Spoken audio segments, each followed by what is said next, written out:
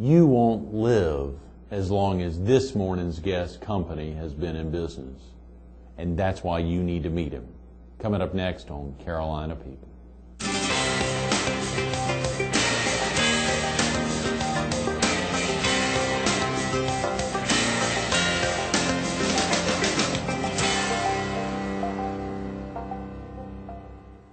Good morning. Welcome to Carolina People. This morning we're at People's Underwriters in Carolina Forest. We're focused on the death care industry. And we're visiting with Jim Bowdre, the territory manager for Batesville Casket Company. Good morning, Jim. Morning.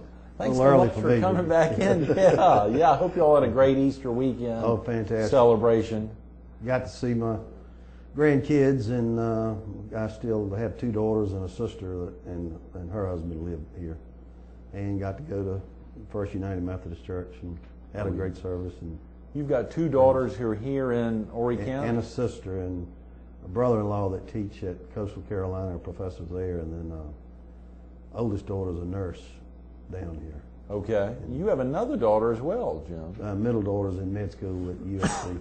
Is that right? She came down as well. So good. She was here yesterday. Y'all had a big, you were the father of three daughters, Jim. Right. Don't you feel sorry for me? Wow. One is a big deal, but three. Yeah, I've been through one wedding. I've got two more to go. Wow. That is tremendous. That is tremendous. I started saving when I was 2 years old. You're going to have to be saving a lot longer than that. My God. Yeah, you'll be paying that off for years to come. Yeah. That is exciting. Is Myrtle Beach home, Jim? No, I live in Batesville, South Carolina. And stay down here, though, more than I do back home. Is that right? That's my wife is the development director for Mercy Hospice. That's right. Carol is very active there at Mercy Hospice, and they're doing a great job. Yeah, they stay real busy. Sister Connie Fahey is the interim director there. Right. And, she does a great job. They just celebrated an anniversary recently. 25 years. Is that right? Yeah. She was the first. She started. Sister Connie started with the sisters. Actually started the Mercy Hospice. Right. My wife could do a lot better job. Oh yeah. No, we're not here for Mercy Hospice, but still, I know they are really growing strong. And of course, she came down here full time from Batesville to commit to that. But even before that, she'd been active in some great groups in the PD. Correct. With hospice back home and the PD coalition for abuse, spousal abuse, for children and so forth. So she's been involved in fundraising and nonprofits for about 12 years now. How did y'all end up in Batesville, Jim? Is that where Carol's from Fayetteville, right? Yeah, she's from Fayetteville. I'm from Danville, Virginia. Right, another ville. Originally. Yeah. But Carol had lived there before I even knew her. And a friend of hers, doctor friend of hers, had a home there on the lake, and our oldest daughter was competing water skiing. So we moved there so we could water ski, so she could really, and then myself as well. But amazing commitment. So one of your children is what prompted you all to move to Batesville, indirectly. I mean, to be able to my help. wife wanted to move back there too. She loved. She likes a small town atmosphere. And friendly people. I think that's why she likes Conway so much, because the people in Conway are very friendly and very warm and easy to get to know. Oh yeah. So and the folks I meet down at Myrtle Beach the same way. Right. So it's a big town compared to Batesville, but it has a small town atmosphere. And you can find some restaurants to go out to eat at night. Pretty easily. That's right. Not as many up on the lake. Right. Yeah. You got hot dogs on the grill up there. But a limited choice. You got to have the population centers to be able to justify a big, nice restaurant. Surely. Yeah, we're close to Southern Pines, so we get to go there occasionally when we're spending weekends at home. Right. Which doesn't seem to be very often here of late, but.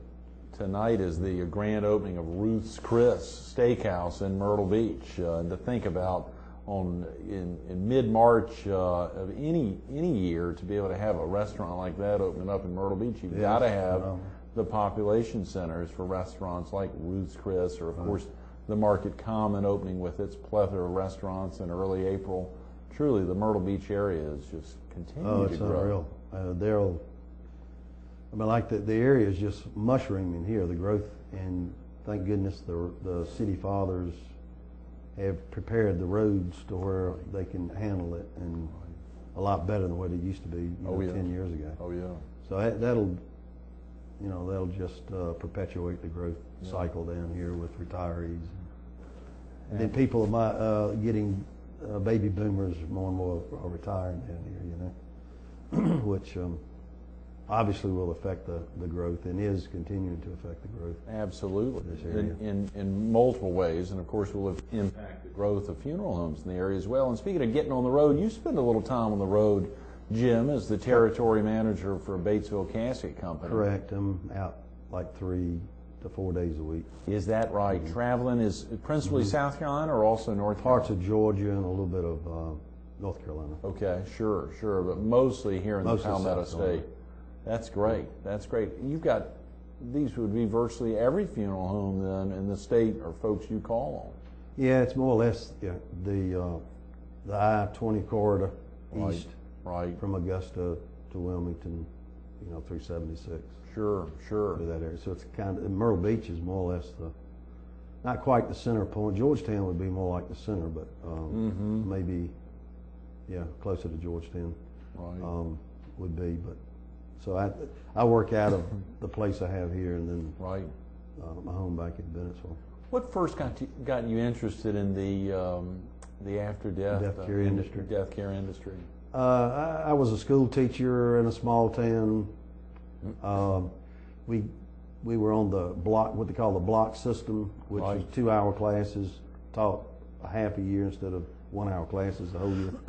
So, and then school started very early, so they could interchange the bus systems for elementary and senior high. And then I was a high school math teacher, so I was out by 12 o'clock most days, and starting at 7. But so I had the afternoons.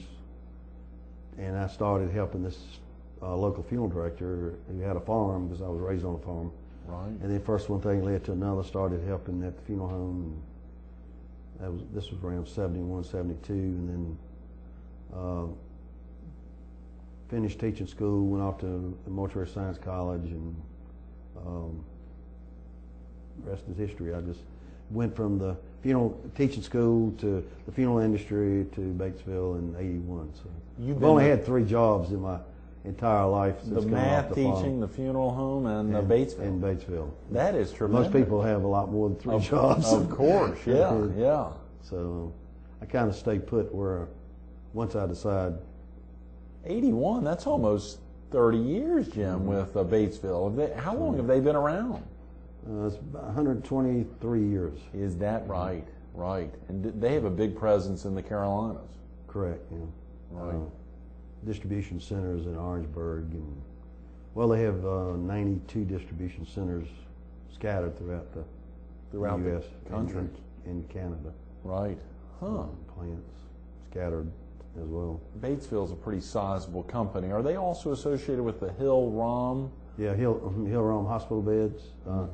That's a sister company, which is part of the Hillenbrand Industries. Hillenbrand. HI on the stock exchange. But, right. And Hill-Rom's closest plant to us here is in Charleston. So and then their main plants are in Batesville, Indiana. Right, for both Batesville and Mm-hmm. Hill-Rom. Casket and the hospital bed. You get out there to Indiana much? Occasionally. To visit? Yeah. I take customers out there occasionally when I'm fortunate enough to get the time to do it, and customers are fortunate enough to be able to time off to do it, because they work 24/7. A lot of them do. So it's tough to get scheduled. To get, and I've had customers ready to go. Oh yeah. And then they get 3 or 4 death calls, and then they have to cancel flight plans, and Jim. It gets to be. It can be a hassle sometimes. I bet. We had gentleman Al Burleson from Southland National Insurance Company with us about 10 days ago, and hearing him talk about all the folks, much like you, dealing with clients in the Carolinas who you just never know. You really can't plan things too well. because you just never know, much like Rick Neal, who was with us last week on Thursday, talking about not knowing his schedules. Of course, he's not actively working in a funeral home at this point, but still hearing him talk about the schedules, the life of a funeral director can be a very... It's very dedicated. Right. It's almost like the country doctor. Mm-hmm. If you think about it. Mm-hmm. You know, it's not a 8-hour shift deal, especially for the owners. Right. I went Steve McMillan's the other day, and Steve looked like he was beat, and he had been there since 2 o'clock that morning. Is that right? Preparing, embalming and preparing. And, of course, he's a great embalmer. Oh yeah. He was whipped. I mean, right. And I see that throughout. I remember I used to go to goldfinches sometimes for visitations because they're busy, so best time to catch them is either early in the morning or late at night. Right. And I used to see Mr. Hayward. I mean, when he was way up in his age, he'd still come right across the street. He wanted to be there for every visitation. Right. Even when his health, the average person wouldn't have done it, he was that dedicated. That's great. So that's great. He was very dedicated. And most customers I call on sure. the same way. They're very dedicated professionals, and that's what keeps the business going. Oh yeah, Jim. You know. Speaking of that level of professionalism, what is required of funeral directors as it relates to licensing requirements or training? What are they required to have? Is it different in South Carolina than most states, or all states? And who are the regulators there? Is that state or federal? It's state, right. And it's regulated by the Funeral Service Board. And each state requirement started, I think, in South Carolina in '52, I believe. Wow, that long ago, yeah. As far as regulating licenses and so forth. But embalming started even before that in the 30s, where you could get an embalmer's license. You had to go to, at that time, the embalming college was like a year long, or 13 months. Now right. It's a 2-year proposition with a 2-year apprenticeship. I heard about that. And it's kind of unusual. The embalming, the first embalmers in this country that started back in during the Civil War, were all medical doctors that were actually surgeons, and they called them surgeon embalmers. Is that so? Right? The only people that actually did embalming in the infancy of arterial embalming, the way it's done today, were actually physicians. And the contract, what was so funny is, of course we studied this in college, but Dr. Thomas Holmes, that actually is considered the father of embalming, his surgeon staff was paid like $75 to embalm an officer, or $50 to embalm an enlisted man back in 1861. Wow, real big dollars. Yeah. $75 in 1861 would be like $8,000 today. Yeah. But of course, in professional embalmers who actually had more education than the surgeon doctors did back then. Right. Because medical school was only a 1-year deal back then. At that time, is that right? So, but anyway, I'd hate to. I mean, it averages $600 to $700 now for preparation, or to properly embalm a body. Yeah. So that's a big difference from what it used to be when it first started.